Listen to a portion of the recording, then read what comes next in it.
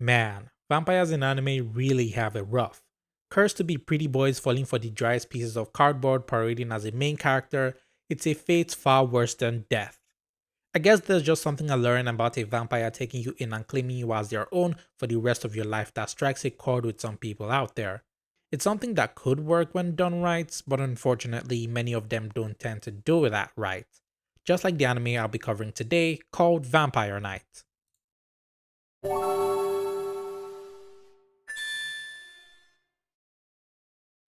Vampire Knight is a 2008 dark fantasy romance anime based on a manga of the same name, animated by Studio Dean. It's a series that I can best describe as an anime that just exists. The most standout thing about this would be just how unbearably cringe it tends to be sometimes. I wish I could say that the series circles around into so bad it's good territory, but unfortunately, throughout my watch through, all I had was a strong feeling of indifference. And now I'm here to share that indifference with all of you. So let's dive into the series. I say dive, but it's more like a really shallow puddle, so let's lightly step into it. Vampire Knight takes place in the prestigious Cross Academy, a high school holding only the finest of students. But this school isn't like your average high school. It splits students into two classes. There's the day class, which is what normal humans attend, and then there's the night class, which is where all the hot and beautiful vampire people come out to sit in an empty class menacingly. These two classes almost never interact, except for when it's time for the school to swap classes, and that's intentional. There are strict rules preventing the night students from attending the day classes and vice versa. This is all done to keep the existence of vampires a secret to the rest of the world. And the ones who uphold these rules and keep students in check are the Disciplinary Committee, a post filled by the heroine of this story and styrofoam in disguise, Yuki Cross, along with her edgy edgelord love interest who, and I can't believe this is his actual name, Zero Kiryu. The two spend their school days and nights patrolling to make sure that the two classes never interact in order to protect the secret of vampires and keeping them in check.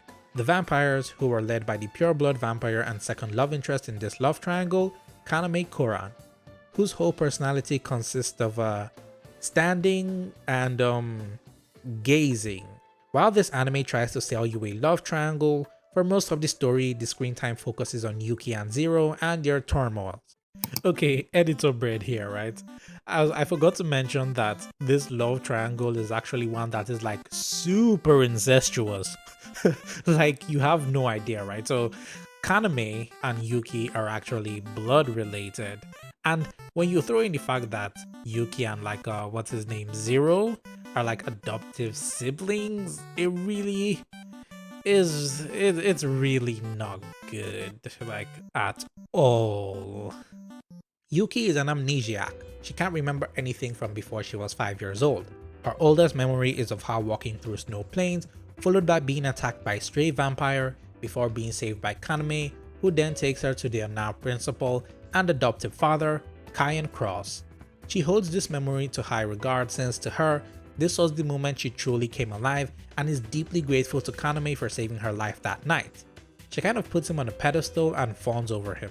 Zero, on the other hand, is the sole survivor of a vampire attack that slaughtered his whole family, leaving him traumatized and hating vampires cause of this. He's a guy filled with nothing but hate in his heart towards vampires and is always more than ready to throw hands with them, holy Glock in hand. You'd think giving an angsty teenager with anger issues a gun would be a bad idea, and you'd be right, cause he pulls it out at the slightest vampire inconvenience.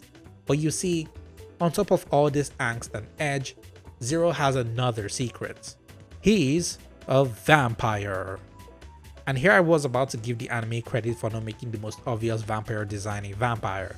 The two characters have a lot of friction between them, Yuki trying her best to get closer to Zero and Zero being a dick, pushing her away, only focusing on his hate boner for vampires. As for Kaname, he just shows up to look cool, glance from a distance, say a few words and then saves the day when necessary.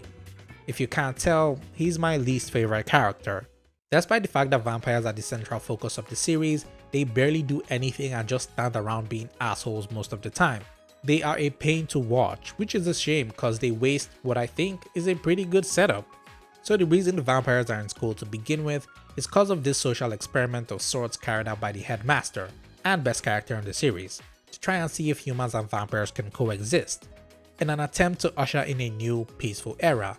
The vampires themselves are actually pretty cool with this, even opting to take these pills that act as blood substitutes. Vegan blood, if you will. While the vampires seem down for this new era of peace, they're only really complying because of their insane loyalty to Kaname, and they never get off that guy's meat. But aside from that, they don't really have any serious plot relevance. Seems their only purpose is to be jerks to Yuki so that Kaname can randomly swoop in and sexily protect her while delivering the occasional bitch slap. The characters are only one half of the blandness, as the plot itself doesn't do a good job doing anything with them. The series is painfully repetitive, and it establishes this repetition by the second episode. We start off with Zero struggling with his slow turn into a vampire. The anime tries to be slick about this, trying to build up his vampire reveal, but you can see it as clear as day by the end of the first episode. There is nothing about it that makes you wonder what's wrong with him, you just know immediately. So not only do you have to deal with watching that, you also have to sit through his many questionable moves as he stumbles around holding back his vampirization. Because of this, he pulls away from Yuki a lot more, which troubles her because, despite how much of a dick he is, she still does care about the guy who is like a brother to her. But it's really a bad back and forth sandwich between the melancholic narrations done by Yuki. Oftentimes it's to recount the things we just watched or stuff she's monologued about before. He pushes her away, she tries to get closer, he pushes her away again, she tries to get closer again, and when she does find out he's a vampire, he tries to isolate himself from her because he doesn't want to hurt her, but nope, she still wants to be with him. He pushes her away, she tries to get closer, he pushes her away again, she tries to get closer, then he pushes her. Wait, I think you get the gist now. Only this time he's got the strong urge to unalive himself since he's becoming the very thing he hates so much. Zero's internal turmoil and arc is one that had a lot of potential to be really good, because not only is he desperately trying to hold on to the human part of him and reject the bloodlust, but the blood pills the vampires take don't work on him, so his case is especially worse. His character pivots when he finally caves in and takes a bite out of Yuki, and after fully awakening as a vampire, all he does is get more angsty. On the other hand, you'd think that Yuki, the girl who's been traumatized by vampires as a kid, would take finding out that the person who is like a brother to her is a vampire and getting bitten by him would completely shake her up, but nope, it only takes her a day to get over it and now offers herself up to Zero to help calm his vampiric urges.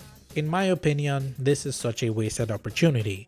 It would have been way better to watch how these two characters, who were both traumatized by vampires as kids and found a kind of comfort in each other, maneuver one of them becoming a vampire and the troubles that come with it. There is just so much that could come from the new direction their relationship would have to go.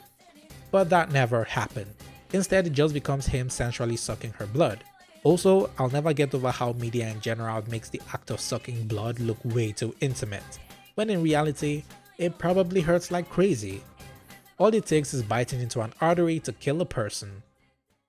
Vampire Knight is a series that feels really rough, especially with the art and animation, which, when you find out was done by Studio Dean, kinda makes sense. Characters often look off-model, especially from a distance, their faces really taking the brunt of it. It seems like the only thing the anime is interested in showing you is Yuki's massive and weirdly detailed eyes, which do not go well with her occasionally poorly drawn model. Even for an anime made in 2008, it looks pretty bad. Vampire Knight is truly one of the anime of all time. It's definitely a series made for specific people, but even those people don't seem to like it all that well. The best way for me to describe this anime would be really stale bread that has been out for a while, so it's kind of dry and crusty, but has a small tinge of softness at the center, but if you do try to eat it and get to that center, you lose interest immediately, so you're left with stale bread with a bite taken out of it. So yeah, that's Vampire Knight. I feel like I'm forgetting something. Meh, if it was important, I wouldn't have forgotten about it in the first place. This has been your very favorite slice of bread. Stay toasty.